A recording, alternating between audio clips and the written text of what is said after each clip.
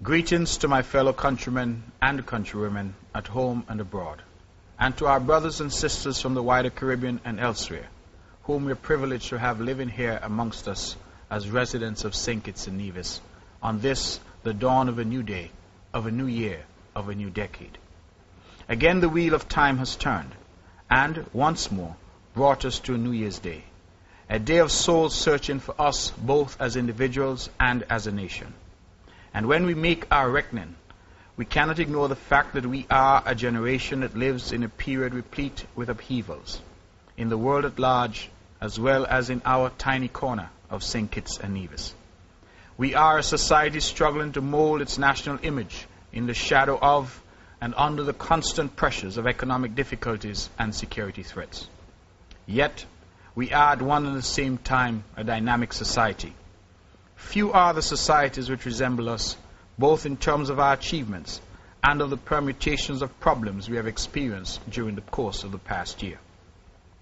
And through it all, St. Kitts and Nevis continues to constitute a home for those born of this beautiful twin island nation, and a melting pot for friends and neighbors who are immigrating and becoming rooted amongst us. As we stand then on the threshold of a new year and of a new decade, we pause to look back and then to turn our attention to the future. The past year was not kind to St. Kitts and Nevis. On any analysis, we have failed in some material respects as a country. Our crime rate continues to be unacceptably high, and even now has captured the attention of the world media with its untold perils for our main tourism industry.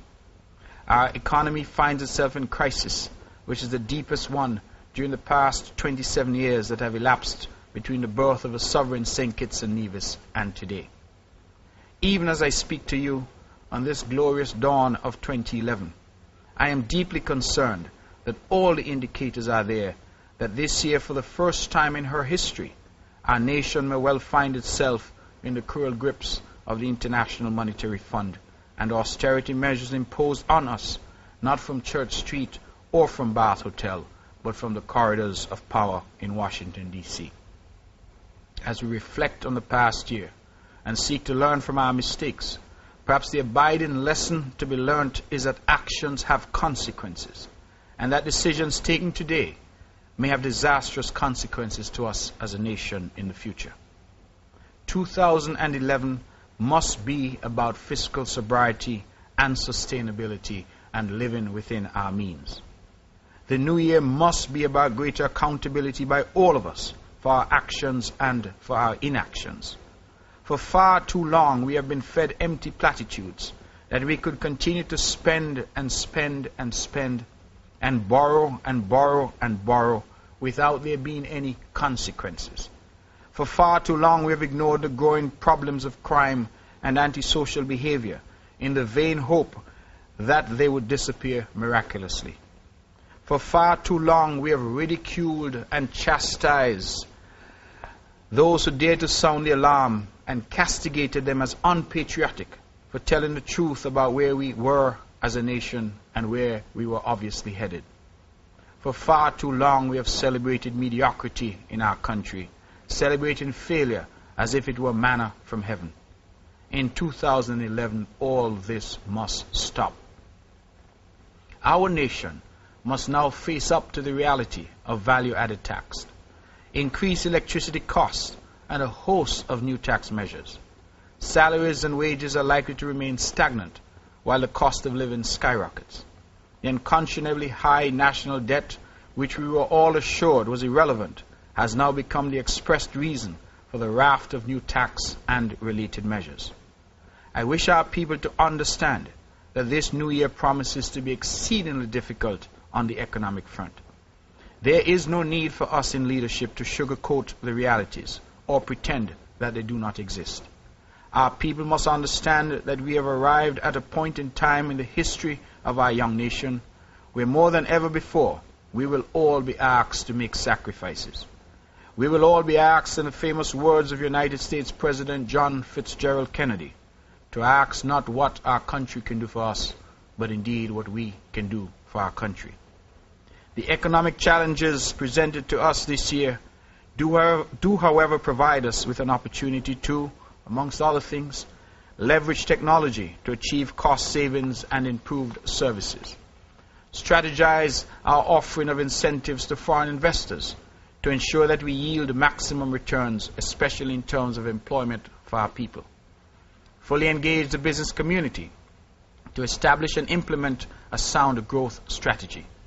Revisit unworkable ideas and impractical economic schemes which have led to harsh economic consequences for us all.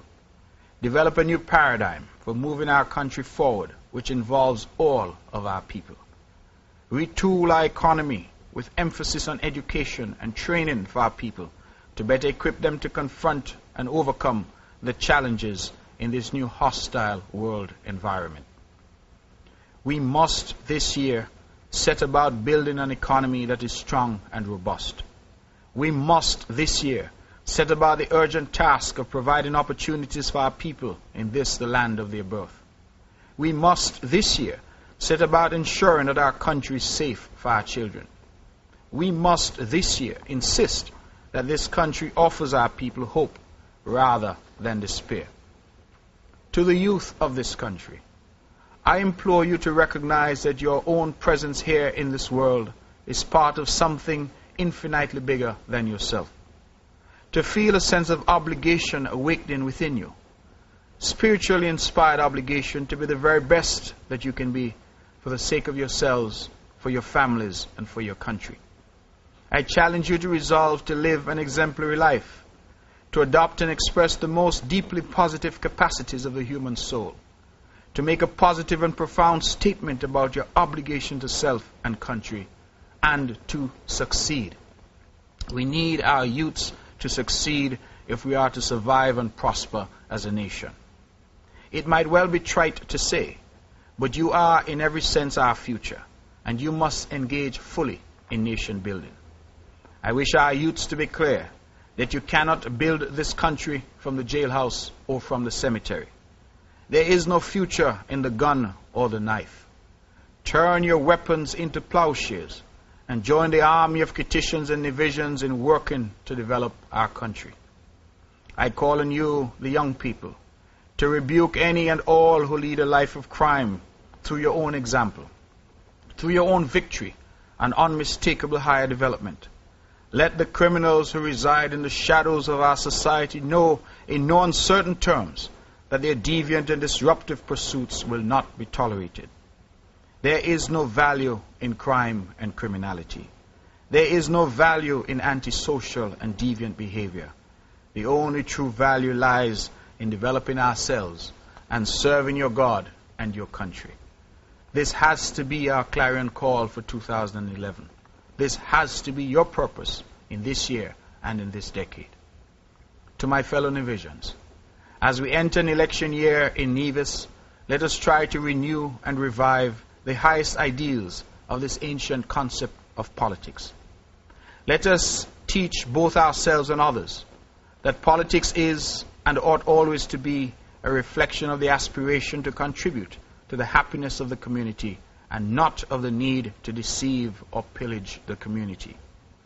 Let us teach both ourselves and others that politics does not have to comprise the art of speculating, calculating, intrigues, and secret arrangements, but it must be the art of making both ourselves and our nation better.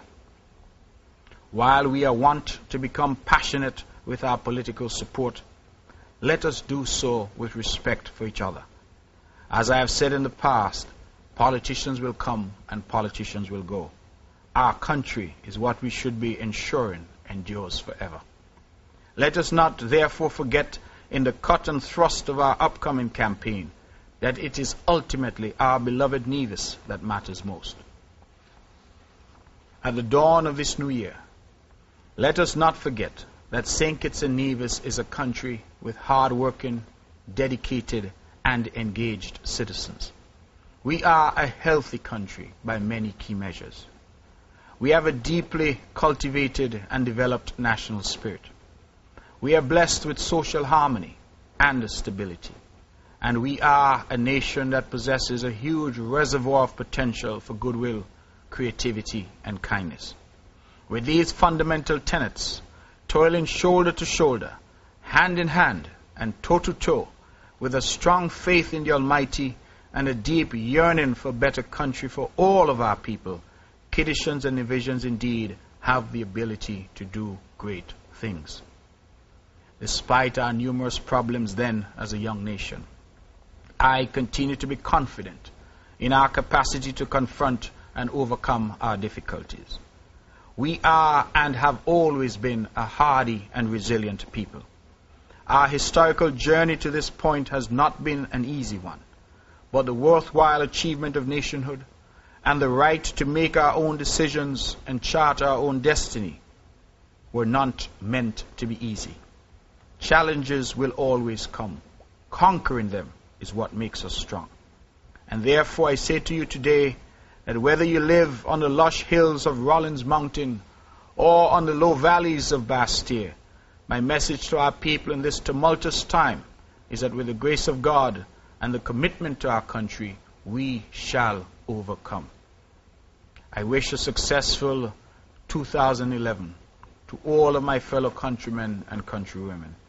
A year of recommitment to our values and restoration of tranquility. A year when politics regains its content and its purpose. And a year when we begin the long march to extricate ourselves from our current economic crisis. It is time for all of us to come together for the good of our nation. May the God of grace and peace guide and guard us as I extend New Year greetings to all of you from my family and me. May God bless you, and may God continue to bless this wonderful nation of St. Kitts and Nevis.